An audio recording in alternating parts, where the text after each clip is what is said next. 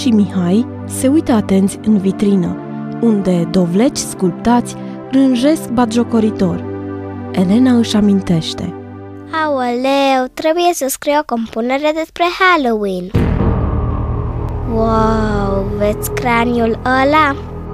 Mihai pare indiferent, dar Elenei îi se face pielea ca de găină.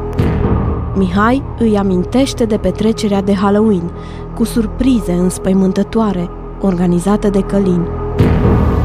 Brutarul de alături face reclamă la fursecuri diavolești de Halloween. Înainte de sărbătoarea asta, cresc încasările, articole pentru carnaval, costume de vampir, pânze de paianjen, schelete care să-ți placă și să te sperie. Vânzările cresc în fiecare an. În sfârșit, Elena, unde ai întârziat așa mult? Mâncarea este deja pe masă. Wow, ce foame mie, mamă! Da, unde sunt dovlecii de la fereastră? Unde sunt? Se sperie reciproc în tomberonul de gunoi. În tomberonul de gunoi? Elena nu prea înțelege ce vrea să-i spună tata. Atunci, mama îi dă o revistă să citească. Elena pune furculița jos.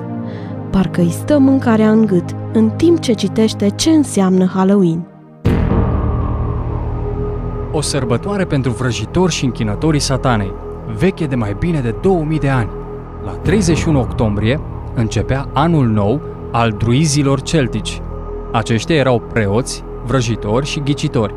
Nu credeau în Dumnezeul adevărat, ci în mulți zei, și că pe noaptea de 31 octombrie spre 1 noiembrie, Dumnezeul morților, Samhain, vine și strânge sufletele morților. Atunci, Halloween e o sărbătoare demonică. Elena este îngrozită și citește mai departe. Sărbătoarea a ajuns din Irlanda în America și de acolo s-a răspândit în alte țări. Halloween este prescurtarea de la ajunul sărbătorii tuturor sfinților. Inițial, vrăjitorii așezau lumânări în sfecle scobite pe care le puneau înaintea caselor și strigau: cadou sau blestem? Cine nu jertfea nimic lui Samhain era blestemat. Elena pune revista deoparte. Tata îi explică. Oamenii costumați în fantome, care ascer dulciuri, îmi amintesc de acest obicei păgân. Dumnezeu ne spune în Biblie la Deuteronom 18 să nu învățați să vă îndeletniciți cu lucrurile îngrozitoare ale acelor neamuri. Pentru că ne iubește, Dumnezeu ne dă porunci bune. Trebuie să ascultăm de El și să ne ferim de rău. Halloween este noaptea celui rău. Cine participă la Halloween, fie din distracție sau în mod serios, îl onorează pe Satana, dușmanul lui Dumnezeu.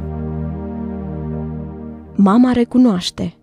Nici eu n-am știut asta până acum. De acum încolo, Halloween fără mine. Dar, tată, ai citit despre oamenii jertfiți pentru Satană? Da, unii oameni au fost închiși și arși de vii. Dumnezeu spune la Ioan 8:44 că diavolul a fost de la început un ucigaș. Halloween a fost dintotdeauna ziua lui. Pentru vrăjitori și Satana, Halloween este una din sărbătorile cele mai importante. De aceea, Halloween fără mine. Nici eu nu mă duc la petrecerea de Halloween. Îi trimit un SMS lui Mihai. Halloween fără mine. Halloween fără mine și sper că și fără tine. Însă ce poți face dacă nu ai ascultat porunca lui Dumnezeu și ai ținut sărbătorile păgâne? Roagă-L pe Domnul Iisus să te ierte, crede în El și vei avea bucuria adevărată, care nu găsește nicio plăcere în lucrurile rele.